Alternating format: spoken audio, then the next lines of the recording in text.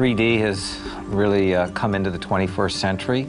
I think it is probably the most exciting and revolutionary thing that has happened in 60, 70 years since the introduction of sound and color. It's that big a deal. We went from silent movies to sound movies to color, and at every one of those steps it was said that that was a gimmick, that it wouldn't last. 3D won't last. Of course it will last. It creates a very different experience. You feel as if you're in the film, which is kind of mind-blowing. It is actually quite natural. It's how we see things with our natural eyes, and to be able to have that dimensionality in any video image we look at enhances the experience, makes it more immersive, and I think amplifies the feelings around it. In terms of business, you know, kind of the sky's the limit. What we have seen happen in movie theaters will, over time, migrate into the home and into smaller screens.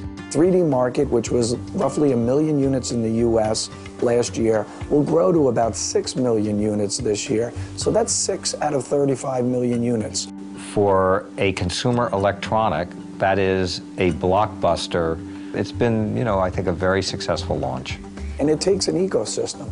You need content, you need hardware, you need the recording capabilities, the broadcast capabilities, and the distribution partners to bring that alive. Those are no different than the challenges that existed from the shift from analog to digital. In the home, actually, it's going to be driven primarily by sports and gaming. It's now time for the content to drive the take-up. And that should be such a fast rate of acceleration. We should see in a year or two that the content will mushroom, and therefore the uptake of the TV sets will also mushroom as a result. I think the glasses-free environment, we believe, is probably 5 years or more away. And when the glasses can be put aside, and when you can just watch it normally in 3D, we think that'll be a further accelerant to the adoption of 3D in the home. Great storytelling is ultimately what it's all about. And you can put all the bells and whistles, 3D, 4D, 6D, 12D, however many Ds you want to in it. The reason mostly people, first and foremost, you know, want to see our movies is because they're great stories and they make you laugh, they make you cry, and, you know, take you on a great journey. Well, I think for the ads it's fantastic, right? If you can deliver a real-life experience on the screen, that's going to be priceless for an advertiser. Because experiential marketing, as you know, is the most effective thing known to mankind. Appetite appeal, erotic appeal, sensuality. Because of this technique, man, you're going to drip with promise. All the things that we, you know, work so hard to craft, just how delicious can you make that look? Just how sensual can you make that look? Just how wonderful can you make that sound?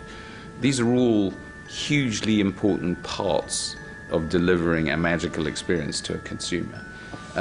So anything that can help do that is going to be good. Is going to be good for us, because if the experience is richer and more rewarding, the consumer will stay with it long and it will have a greater impact. All these video games that you're seeing out there are raising a generation of kids who want enormous involvement, who want extra dimensional involvement. They're not going to be satisfied unless we deliver that. So at the moment, TV, you can hear it and you can see it, right? But you can't smell it, you can't taste it, right? And you can't touch it. With 3D, you can do all those things because you are right in the middle of it. And that's going to lift television through the roof, I think.